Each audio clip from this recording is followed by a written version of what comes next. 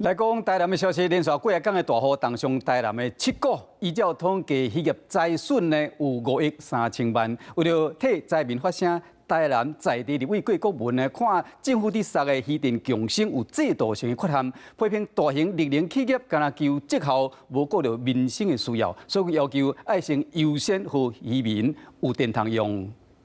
加强抗灾韧性。花口河体农渔民出声，7月初台南市风台造成台南7股严重的灾情，稻也未收好，阁受到西南气流影响，带来地造性的豪雨。严格防灾也互大家看到政府推广的渔电共生这项制度的缺点。这次的灾害当中，就发现了一个非常突兀的荒唐的现象：这些需要用电的农业设施。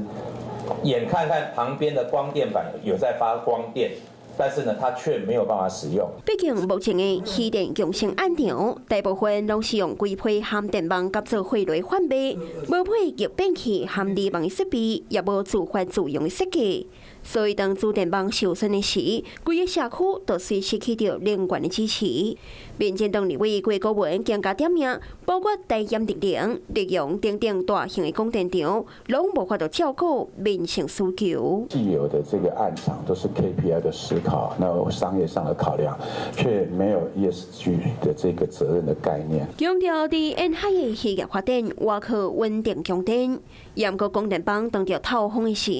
渔民所干来当年看无电通用，所以开记者会提出诉求，先互渔民提到大条电线容量，协助设立供电系统。简单讲就是求人不如求己，配置储能装置的屋顶型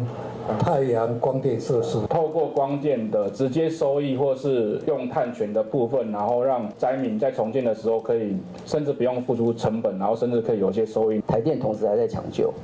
好，那抢救的这些标准的作业程序的部分，我们会再跟台电对，但是基本上这个构想上。 在现行技术上基本上是可行的。再生能源除了会当作为防灾的电力，嘛会当增加灾区基本的收入，